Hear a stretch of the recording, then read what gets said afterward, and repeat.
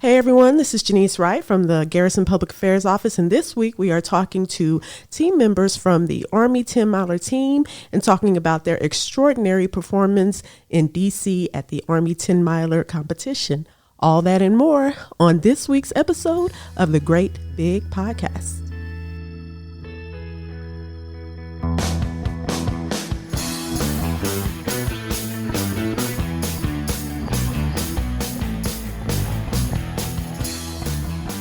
Welcome back, everyone. So this week we're talking with Chaplain Basler and Staff Sgt. Koskey about their performance at the Army 10-miler in DC. So why don't you guys introduce yourselves?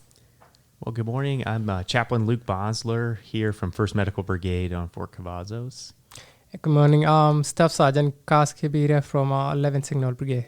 Okay, so you guys are in the newspaper. Tell me a little bit about what you guys accomplished in DC. Wow. Well, I had the privilege of being the captain for the team, the coach for our team, rather. And we had a team of 4 men and 2 females that raced in DC, plus 2 alternates. And they obtained first place in the mixed division active duty category, beating out 30 plus other teams and beating the second place team by more than 13 minutes. So they as they say, pounded. They did very, very well. That is quite an accomplishment. I mean, super, super proud of you guys. For you, Chaplain, what is it about running that really does it for you? Well, before I answer that, I definitely want to say, when it comes to the team, the veteran that we have here with us, Peter Koskey, he is the veteran on the team. He had run on this team last year when they competed on the 38th 10-miler and put quite a bit of effort into the success of the team. We identified him quickly amongst the peers as having the most high-level competitive experience, and so it was kind of a management of the talent on the team that allowed them to be so successful. So, yeah, if he would speak to the accomplishment before I answer about running. Yeah. Absolutely.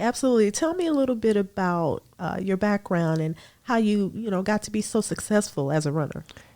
Like I was saying before, so I was born and raised in Kenya. That's where we have most famous athletes. And I came to US 10 years ago for athletics scholarship in Oklahoma University. So I was an athlete for 4 years before I enlisted to the Army.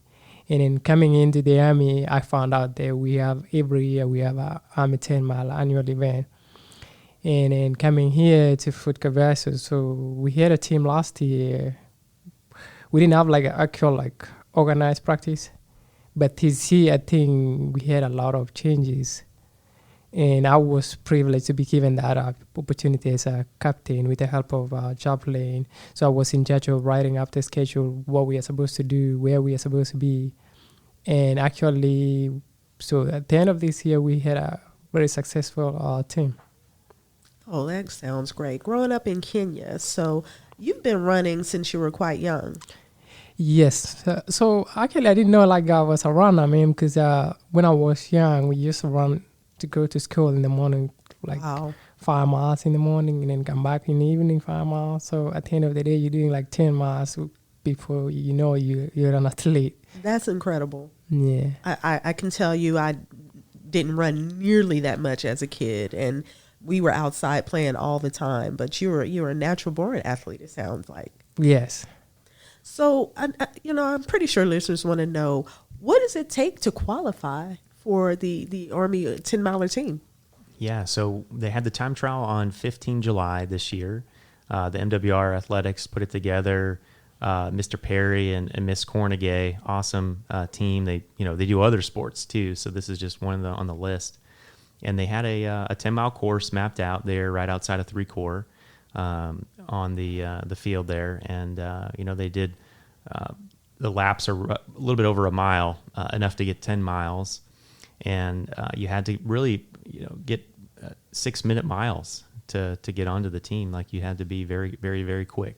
That's the females pretty a little bit, fast. could be a little bit slower than that. But our top runner on the female category ran a 61. All she had to do was cross the finish line in DC because they counted the first 4 of the 6, but she did very, very well. So it's an accomplishment to get on the team, even as an alternate. They're all very fast, close to 6-minute miles, even in the alternate slots. So is that something that you do annually?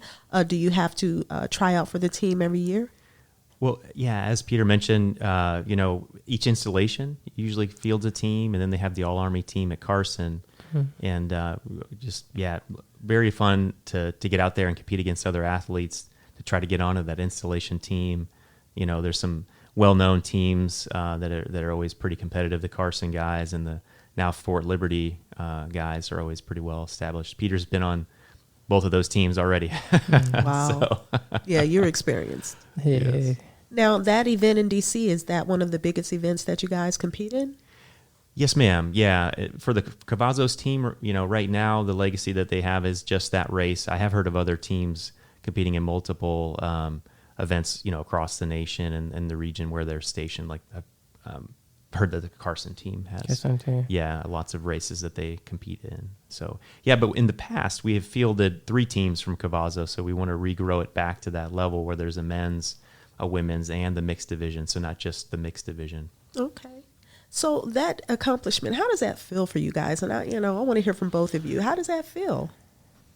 I mean, like what Chaplain was saying is really something incredible. Like we get to represent the installation and then also our unit. So having training for like 10 weeks and then showing our unit that I wasn't just away from PT, I was just training for something. And then right now you can look from the paper, it can show that we actually did the training and we did work. So it feels amazing.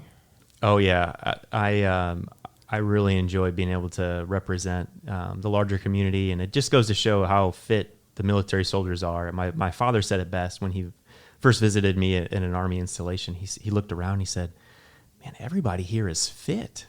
They're healthy looking. The gyms are full. They're out running and doing exercise. That the Army and military community at large, knowing that this is the largest 10-mile race in America every year, really cool to be a part of that. And yes, so I can imagine you guys are super proud, and you look like you're in great shape. Now, I do know that as a veteran, I was in the military, so I do know a little bit about running and stamina and everything. So what feeds your soul about running? What does it for you about running, Chaplain? Oh, wow. Amen. Well, the night before the race that they raced in D.C., there's a great scripture from Isaiah that talks about the Lord can be with you to make you like you're flying on eagle's wings or running and not growing weary, and that youth can run and not grow weary. And so that, for me, it's feeling God's pleasure, as one Olympian said in the early 1900s. And, it's that opportunity to use the talent and the energy and the ability that's God given to perform accomplishments and to do things as a team, to be connected to other people that have those same talents. And, athletics, organized fitness is just such a great thing for your soul, a great thing for your units, for your teams and organizations. And there's a great, even supporting crowd, volunteers that are out there blocking off the roads. The competitive running environment is just a lot of fun to be a part of. And I hope that as a retiree, you try to delve into that world. It's worth it. Well, not quite a retiree. I'm a veteran. I didn't retire, but I have sparked a new interest in trying to implement a little bit of running in my cardio. So I was talking to Staff Sergeant Koskey earlier about, ways to improve my form and, just to make it better. So he was telling me, about giving me pointers about breathing and, relaxing and mind over matter. Do you think that it is just a matter of being mentally strong? Amen. I would say that, you have to set those goals and then little by little achieved them, even after an injury. For example, our competitive runners had to shorten the distances and the tempo to get back into the saddle to be 100% prior to the race in DC. So it's something that you set those little goals to. I'm gonna, if you're brand new at getting into running, set less than a mile, set a walking pace, jogging pace. The analogy that everybody knows, the crawl, walk, run. You could start it with jog, quick, and then get to the sprint. That's where I am. Yeah. I've not quite made it to the sprint, but I am at the jog stage. Yeah. And I have to admit, it does feel great when I'm done. I feel accomplished. I feel like, I'm giving my body something that's very much needed. So it's a good feeling. Wow. So Staff Sergeant Koskey, like, what is it for you about running? Is it just something that's been ingrained in you? Where'd you get your love of it from? I mean, like I was saying before, so what Chaplain was saying, so part of it is like, it just gave me like a mental piece of it. Whenever I train, especially in the morning, I feel like great, and then it just gave me like to be mentally at peace, because whenever you train, I don't know, like you feel that feeling that after you finish it, you feel like your body's relaxed, like you relieving the stress and everything. That's why I think every unit, they emphasize on training in the morning, because whenever you train in the morning, that's where your blood just make your body to be strong, and then make your blood to be flowing, and it make you to be mentally strong. Okay. So we all know that running is a integral part of physical fitness for soldiers. Why do you think that is? Why do you think that that's such a core piece of it? Definitely. I honestly think that, it's in addition to the physical, when he mentioned mentally strong, it helps them to tackle problems, hardships in life, facing the enemy, facing combat. As our Sergeant Major says in our brigade, we are in the military to deploy and defend, our nation and our allies. And it creates that readiness to be able to tackle any obstacle. And I would say running is a way to stay focused, to stay ready, and be the best that we can be in this military while we have the opportunity to wear this uniform and support our nation. I will say, as a soldier, I remember running in formation and hearing the cadence, and it just gave me such a feeling of unity and pride, because who else runs in a tight formation a harmonious cadence like that? Who else but Army soldiers? I loved it. It was hard, but of course I was in way better shape back then than I am now. But like I was explaining to Staff Sergeant Koskey, I think I'm adopting the mentality, anything is better than nothing. So as long as I get up in the morning and I put my best foot forward, whether that's walking or trotting or jogging, I feel accomplished. You remind me of that cadence: 1 mile, no sweat; 2 miles, better yet; 3 miles, having fun; oh my gosh, 4 miles to the sun. Yes. Oh, so that was just like a blast of nostalgia there. Right there. Oh my gosh, I remember that. And it used to give me that little jolt I needed just to keep going. And then you also have your fellow soldiers to kind of keep you accountable. Like, I don't want to fall back into the person behind me, and I don't, and I want to keep up with the person in front of me. So that kind of gives you that little bit of accountability to kind of, just push forward and keep pushing until you guys are done, so you can finish as a unit, because you started as a unit. Yes. So also I wanted to ask about runner's high. Okay, everybody, says it, but, few experience it, I think. Can you explain to me what it is for you, what runner's high is, and how that feels? I'll let Chaplain do it. Okay. Yeah. I think, the endorphins, the adrenaline get rushing, and, that it makes your mind clear. Your body, the oxygen levels are at their best once you get up to a certain pace and a cadence and a rhythm. Your heart rate's getting up, it's performing. It's like when they do a stress test for a motor, they need to put it under a load to see if the battery and the alternator are properly performing. And that's really what running can do. It can test your level of endurance, and it can test, your level of fitness. So that runner's high is almost, kind of like when you write on the label of a sports car that you want to buy, how many horsepower it has and how fast it can go in 0 to 60 seconds. That runner's high is like if you were watching that muscle car get out there and just zoom by. Okay. So you feel like I could, run over a mountain when you're in that zone. I do. I get that little. It's weird. It's just like a little tingly feeling that I'm really exhausted and sweaty and tired, but it's like a euphoric type feeling that I get when I'm done. Yes. So I have only been, walking about 30 minutes every morning, but I can imagine the training regimen is a lot different for you guys. So what does a day training on the All Army 10-miler team look like for you? So we had a schedule for 9 weeks, actually almost 10 weeks. So I was saying before, I was in charge of coming up with the schedule. So before I send out the schedule, I was sending to Chaplain, and then I say, hey, this is what we are going to be doing this week.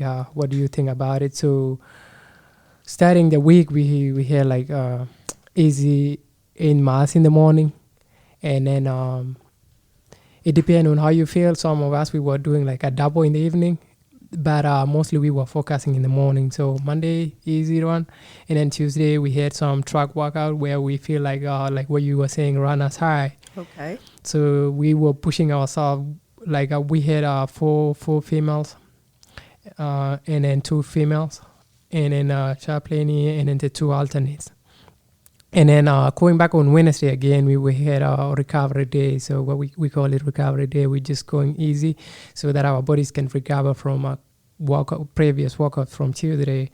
And then on Thursday, we had what we call our steady run. We just pick it up from a certain mass to a certain level, starting from 6 minutes to 5:40. It depends on where we were. And then Friday, we had what we call a tempo run. So we were picking up from there, just building up speed again. Mm-hmm. And then on Saturday, some of us, we had a day off. And then Sunday, we had a long run. So we either run on Saturday or Sunday. So we had at least just one day off. Okay, so you guys do take at least one day to recuperate. Yes. Hopefully.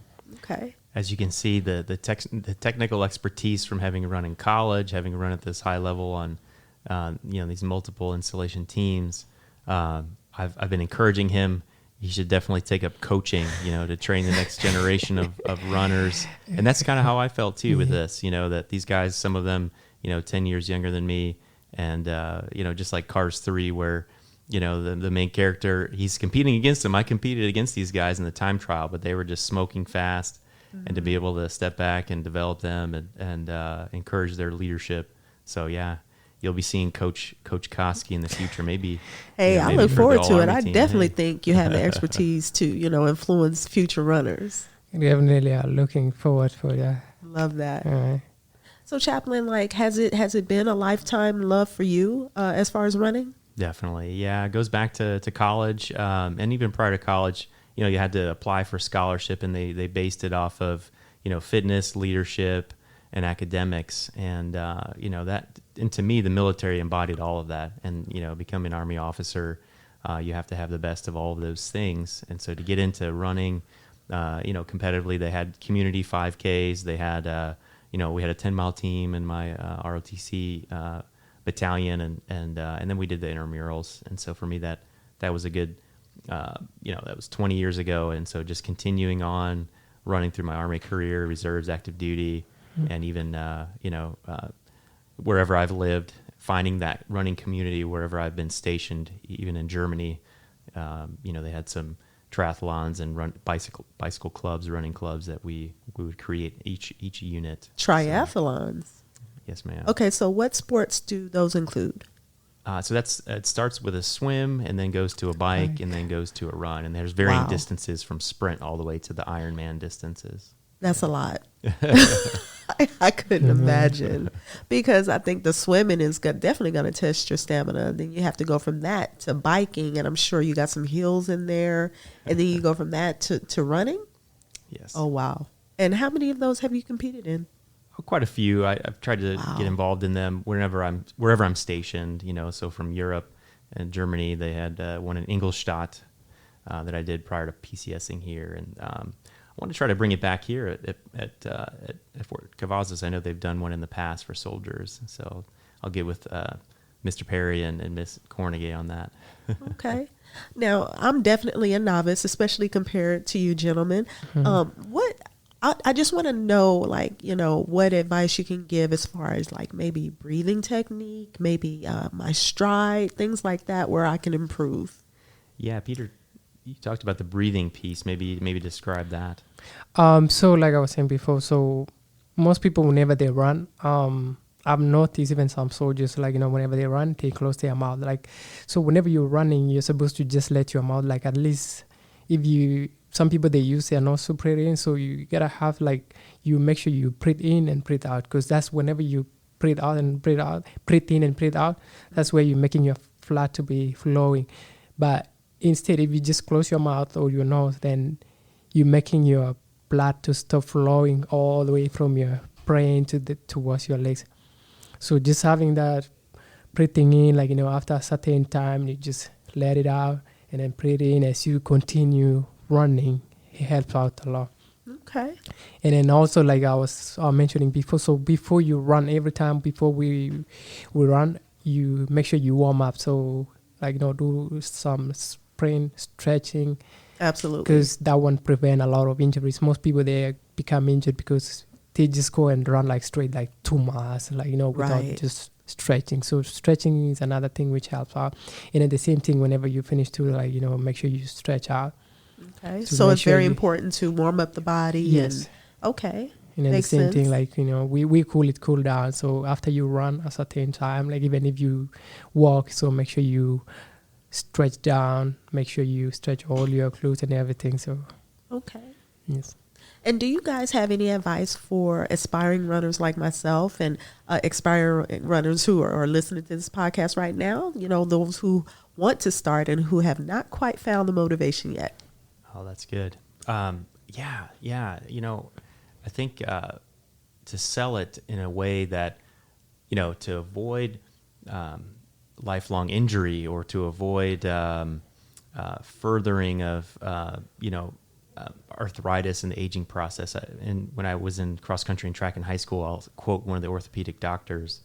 She was like, you shouldn't try to rush to get surgery just because you have an injury. Your body can oftentimes naturally heal itself through the right regimen. Wow. Okay. And so incorporating, some cardiovascular exercise to the point of run, with the, like you mentioned, with the right warm up and with the right stretching regimen, you can overcome even some of the, what you would consider catastrophic injury just through incorporating that, cardiovascular run. The old school versus the new school is, you always got to stretch before you do anything, but really a nice warm up, like you mentioned, if you're doing the warm up of the muscles before, then you strain them. So that's with the new physical readiness training that they do before PT now with soldiers. Okay. Some of those kinetic movement practices that they do, warm up the joints, work up the ligaments, the muscle fibers, and get you ready to go. So that way when you're done and as you cooling off, then you can incorporate some stretching and cooling down at the end of the workout. And what are like some of the best things to feed your body and fuel your body with after you finish a run? I always definitely, we hydrate with water, but a protein, depending on your metabolism, a protein source within the first 30 minutes to an hour, for those of us that have the fast metabolisms, keeps you from... That wouldn't be me. Keeps you from eating your own muscle. Because you're operating at such a high intensity when you're, at that competitive level is critical. But yeah, if you're not as super high competitive, I definitely would say you want to have a rich and nutrient source of food, something that, if it's the morning, something that's complex carbohydrates, and then protein as well. So like eggs, incorporate in some vegetables. Okay. We're in Texas, right? So you can find some salsa to put on those eggs. That's healthy. Absolutely. Got some vegetables. Yeah. Very tasty. But yeah. I like the plant-based protein powders.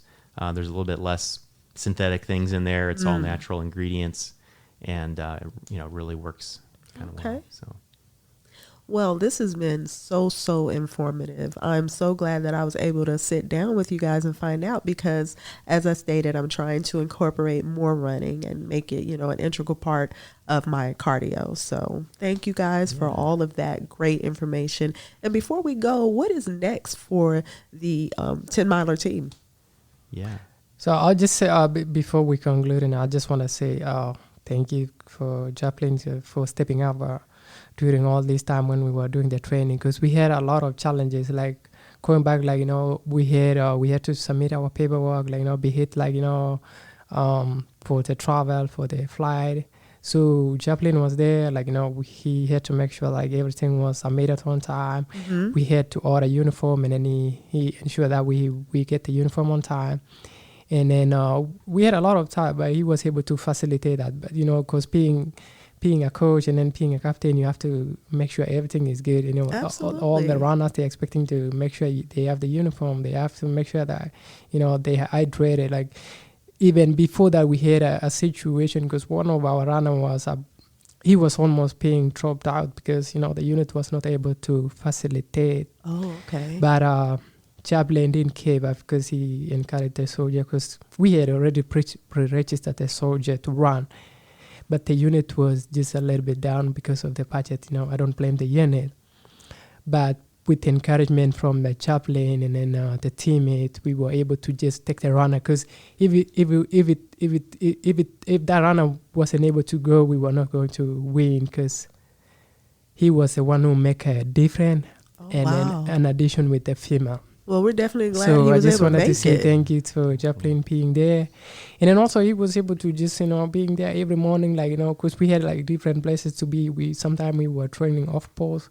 And then he will make sure that he's there with water and then, with encouragement. Because, like I was saying, so Absolutely. To be a professional runner, you don't have to you can be physically fit. You can be physically fit. But if you're not mentally fit, you cannot perform. So being fit and being mentally fit, it makes a lot of difference. That's why we were able to perform, because Chaplain was there to encourage us. You have done all this training. Coach can give you all the training, but if you're not mentally fit, that's the most part of it. Being mentally fit, spiritually, then you can perform. But if you don't have those two features, being mentally fit and then you cannot perform. So I just wanted to say thank you for Chaplain coming up, and also the different units. It wasn't easy because we had different members, soldiers, service members from different units. Mm-hmm. We had to come up so that we can form up this for Cavazos team. Okay. So for those units, commanders, be it commander, first sergeant, for letting those service members to come up and train as a team, I just wanted to say thank you. That's all what I wanted to say, Yeah. Well, it takes a big responsibility to support a championship team. So kudos to you, Chaplain. Definitely. Yeah, I appreciate it. Yeah, it's been an honor. Definitely big thanks to MWR, to the 1st Medical Brigade, 1st Cav, 3CR, 11th SIG, for allowing, and 1st Med for allowing their soldiers to come and train and be a part of this great team. To answer your question about for the future, I didn't get funded to go run in DC with them. So I was running in Spirit. So I went and ran at the Dana Peak 20K, and I ran into a lieutenant who couldn't get out there to the time trial. He's like, hey, next year I definitely want to run. Mm-hmm. So recruiting for the next year, as I'm staying in the area until next summer. So recruiting for the next team, and hopefully I'll at least be able to be there for the time trial before PCS, and then be able to hand the reins off to one of the teammates that's still around. So. Absolutely. Well, congratulations again on you guys' victory, and repeat in the future. Thank you so much, you guys, for being here. Thank you. All right. Thank you. Thank you for having us.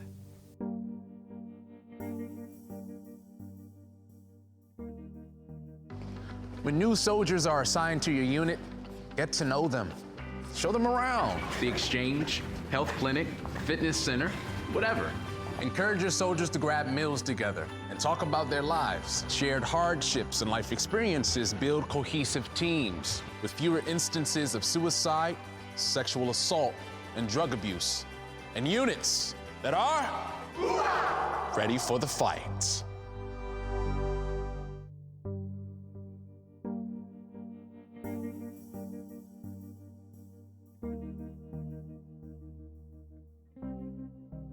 It was so very interesting talking with Chaplain Basler and Staff Sgt. Koskey about being on the Army 10 miler team, their passion for running, and just really how they maintain that passion and that love, and really how they maintain the physical aspect of it. Mm-hmm. Well, hey everybody, this is Samantha Harms with the Garrison Public Affairs Office, and yeah, so before they came in, you and I chatted about who would help do the interview, who would help talk with them, and I hate running. I hate it. I cannot stand it. I would rather just anything else, literally almost anything else besides go run. I did 2 5Ks in my life, and that is too many for me. I'd say I have a love-hate relationship with it. I don't necessarily enjoy it, but once my body gets warmed up, and especially when I finish, that's when I feel great about it. I feel very accomplished, and the endorphins are moving through, and it feels really good after I'm done. Oh yeah, once you're finished. Yes, it's not easy at all. There's a lot of technique involved that people are not aware of, as far as your cadence, your gait, how you hit the pavement, all of those things. Interesting. I didn't know any of that. Yes, I learned a lot about that. Well, good. Especially from Staff Sgt. Koskey. Oh, yeah. Also, preparing your body, stretching, and those things matter, because if you don't, they can lead, most certainly lead to, injury. Yeah. So definitely. very, very informative. Well, good. I'm glad that you personally were able to get something out of it. Yeah. And hopefully our listeners did too. Of course. They did provide a lot of great advice for, our listeners who are aspiring runners as well. That's great. I love that. Yeah. Well, it was informative, and you know what? We got a lot of things to inform everybody else about as well. Of course, this weekend we are in the holidays. This Absolutely. is holiday season is here. I mean, it's here. The Thanksgiving decorations have been in Walmart for months now. I know. I feel like Christmas decorations have been out for months now too. It's right. Wild. They never cease to amaze me with how early they get things out. I know. It feels like every year it comes out just a little bit sooner. Right. That's funny. But yeah, so holiday season is here, which means that the Fort Cavazos Spouses Club is hosting their annual holiday bazaar. It is going to be this weekend, Saturday and Sunday. So Saturday will be from 9 a.m. to 6 p.m. and Sunday from 10 a.m. to 4 p.m. It will take place at the Killeen Civic Center, and a weekend pass. So if you want to go both days, it's going to cost you $10. If you just want to go for one day, it'll be $8. That's for everybody essentially 12 years and older. They are going to have more than 100 vendors there that you can shop from. They're going to have Santa there, so you can take photos with Santa. Nice. I don't know. Last year they had the Grinch running around. I don't know if they're doing that this year. That's pretty cool. But this is a great place to get unique. Yes, it is. Yeah, one of a kind things. Yeah. Homemade, actual, crafted items. Yeah. This is the place to do it. So they've got that. I think they've got crafts for the kiddos out there, and you can participate in a raffle. It'll be a great time. Yeah. Should be really fun. It should be really great. Also, we are connecting with the special needs military community with a family night. Okay. Yeah, so Fort Cavazos Garrison Chaplain's Office, in collaboration with the Exceptional Family Member Program, they're hosting a special needs military family night from 5 to 8 p.m. on November 17th. And that will be at the Comanche Chapel. Ah, okay, yes. okay. So the purpose of the event is to provide families with special needs children the opportunity to refresh and re-energize and provide mutual support and facilitate socialization and great community connections. That's awesome. I love that. Yeah. So you need to RSVP for the event. And if you want to RSVP and you want to attend, you can call 571-271-5191 or 254-287-7501 for more information. Those numbers again are 571-271-5191 or 254-287-7501 for more info and to RSVP for that. That's great. I love that. Yes. That's yes. awesome. Well, okay, so I know last week we talked about the Directorate of Family and Morale, Welfare and Recreation, Nature and Lights. It's coming back. Yes. It is starting November 17th. It is a 5.5 mile drive-through light experience. I'm looking forward to it. Me too. I can't wait. I have never been. Really? I have not. Oh my gosh. I'm so excited for you. for years and I have never been. This would be my first time. Wow. I'm so excited for you. Yes. It's my favorite. I love it. But you got to go. Okay, so this is an insider tip. You got to go Monday through Wednesday. There's nobody over there. Because everybody's like, oh, I'll go on the weekends, No, go Monday through Wednesday. And then you get an ornament while they last, of course. But if you go early, you get a nice little ornament. It'll say nature and lights on it. It's always so pretty. And then you can hang it up in your house on your Christmas tree. And then every year you go, you can just collect more and more. And then you could have just a whole tree decorated to it. Right. That'd be awesome. Yes. So with this, of course, being the holiday season, Fort Cavazos DFMWR wants people to be able to access everything that's going on. Yes. So they have a holiday schedule for events happening between November 23rd and 25th on their Facebook page. Yeah, that's great. So Yes. I think the schedule is for mostly just talking about whether or not child development centers are open, Yes. when the gym is going to be open, when the library is going to be open, because, Thanksgiving weekend, is going to be here before we know it. Absolutely. And, people are still going to want to do the things that they like to do over the weekend. So definitely check that out. It's on their Facebook page. Yeah, so basically specifically posting Yeah. their holiday schedule. Yeah. So everybody is aware of the closures and times and, special closures for the holidays. Absolutely, yeah. And I know that they are going to be posting one for the winter block leave come December. So just be on the lookout for that. Yeah, should be fun. Yeah. Love So that. if anybody out there is interested in joining the Resident Advisory Board, this may be your opportunity. So Yes. Calvary Family Housing is seeking residents to join RAB. And the members have an opportunity to share their ideas and suggestions and express their concerns about, maintaining their neighborhood and property management and things like that. So if you're interested in that, you can visit the website. That is calvaryfh.com/rab or CAVALRYFH.com/RAB to learn more and to apply. I love that. Yeah. So they obviously just started. We started this a long time ago already. The new housing development that we have here on the installation. Yes. They actually had a great deal of influence on what those houses would look like. They came to them, they asked them things to think about, things that they would really like to see if they were living in it. It's for those junior enlisted soldiers and their family members. Absolutely. So they really wanted the input of people who would be living in those homes to 'Cause give they want that. to make sure they're comfortable. Absolutely. And, have all the amenities, that Absolutely. are afforded to anybody who's lives in the civilian sector. Yeah. So Yeah, that's yeah. great. I think that's awesome. Yeah, so if you're looking for your opportunity to do the same, Yes. I know they would love to have you. Absolutely. You guys, your input is valuable. Yeah. So, Yeah, check yeah. that out. Absolutely. Yeah, definitely. Well, I think that's all we've got for this week's episode. So thank you guys for listening, and yeah, we appreciate you. We always appreciate you guys. Yeah. And we will check you out next week. Bye. Bye.